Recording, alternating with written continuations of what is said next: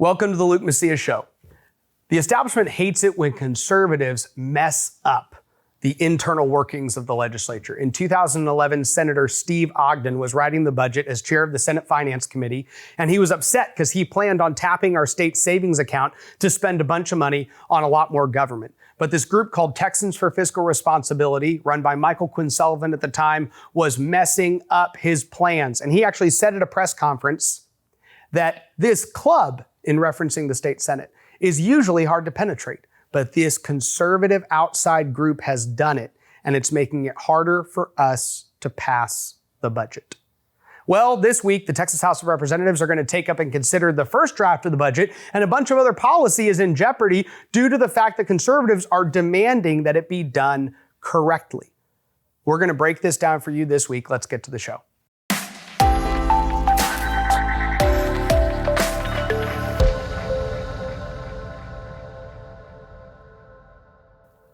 I remember Senator Ogden's comments like it was yesterday. I was 21 at the time. I had just started Macias Strategies, my political consulting company. And I'm listening to this state senator reference the state Senate as a club, refer to it as this club, which is hard to penetrate. Now, here's the truth.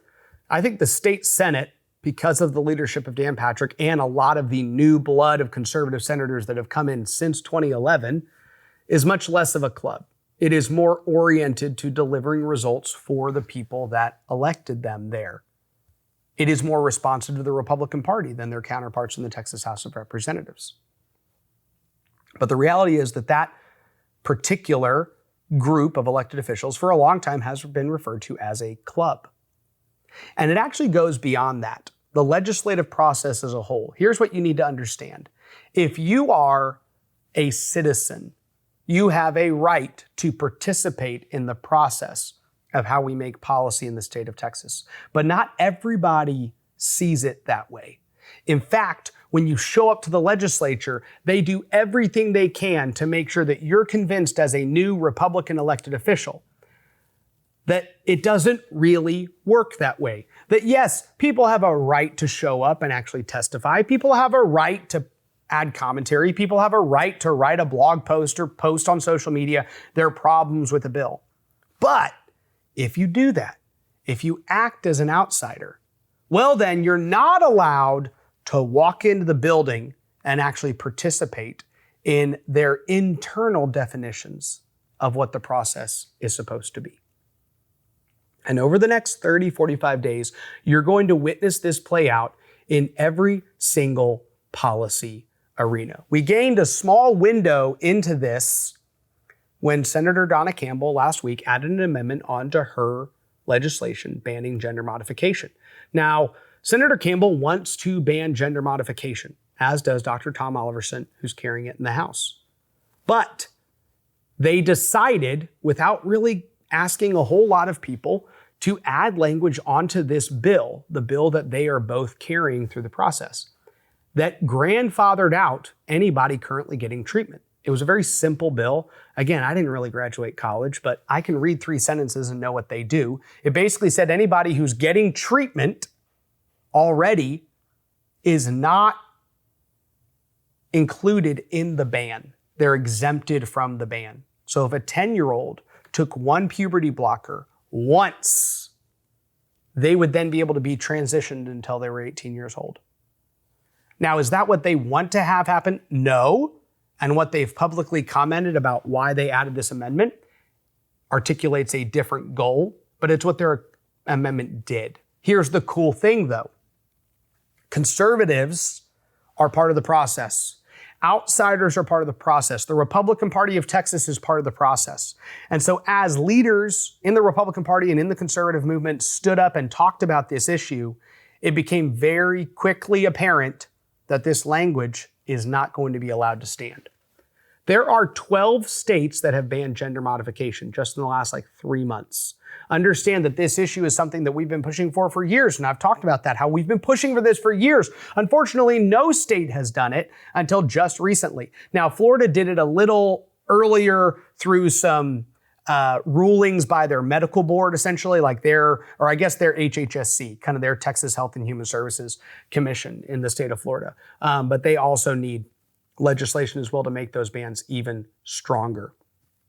Of the 12 bans that have passed, really only 11 of them are actual bans. West Virginia did something very cowardly. They actually put in an exception that said that if a child is suicidal, then they can actually be transitioned. Now, first of all, that is one of the most hateful things you could put in a bill.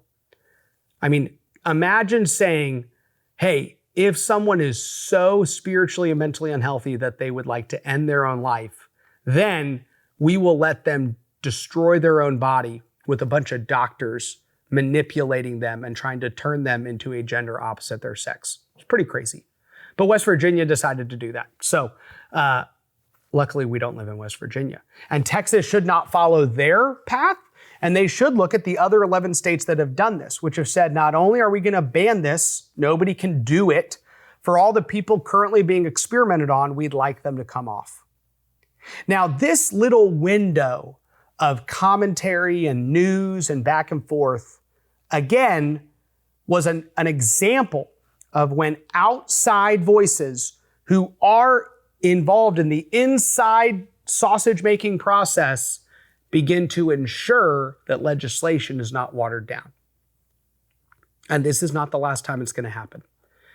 There are going to be dozens of controversial Republican bills that are heard in the Senate and the House. And you have to understand that there are so many forces putting pressure on these lawmakers to just give us a couple of these sentences, tweak this little bill, add this little amendment. And those little changes can take a bill from being highly effective to leaving a ton of people out in the cold. It can gut a single piece of legislation.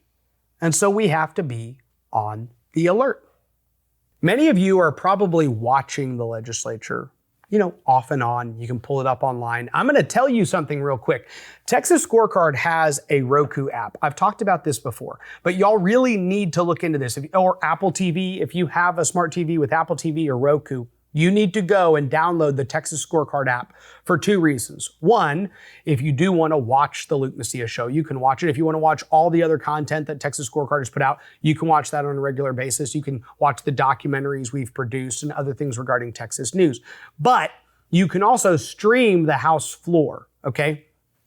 So depending on how you consume your video feeds, you can literally pull up the Senate or the House floor on Thursday when the Texas House is actually debating the budget. You can watch it on your TV, watch what they're doing the entire time. Watch the amendment debates, watch the conversations that they have back and forth, Democrats, Republicans debating various different policies and priorities of how our money should be spent.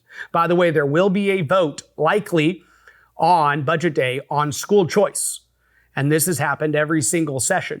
And it normally gets around 50 votes. This is going to be a big test for school choice legislation because Democrats and moderate to liberal Republicans are likely going to be teaming up to try to see if they can get over 76 members to vote against school choice on budget day to send a message that the Texas House of Representatives doesn't want to push this issue. So I would keep your eyes out for that. Y'all are going to be watching the session, so get the Roku app. Follow along with everything we're doing. Follow along with all of what is being streamed because you can turn it on and see what's happening. My point is that when I tell you to be on the alert, right, some of this is following social media accounts, some of it's following various different conservative groups that are telling you what's going on, but a lot of people will watch these actual hearings that are happening or watch the actual debate. And it's going to be on the House floor or on the Senate floor over the next 30 days when really good policy can be turned really bad or really bad policy can be turned really good. And this is how outside conservative groups exercise their part in the process. They need that pressure. If you don't put outside pressure, they will fail. If you don't put outside pressure, they will find a reason to take a good bill and gut it because they can still pass anything. This is how the process works, right? They know that no matter what they pass, and this is the reason the left lose their minds every time we pass a conservative bill. Because it doesn't matter whether we pass the weakest ban on gender modification surgery in the country, the left is going to lose their minds. They're going to riot. They're going to have they literally had these die-ins in the Texas Capitol when we heard this legislation. I was there in the Capitol. You walk out and all of these people are literally on the floor acting as though they're dead.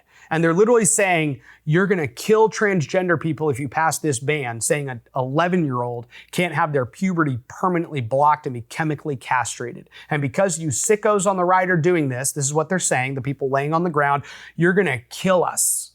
And so we're all going to lay down and act like we're dead because that's basically what you want to do to us. Now, you think if you went to that entire group of people and you said, hey, we're going to pass an amendment that says this bill doesn't apply to any of y'all, that they would just get up and be like, oh, well, now we're great.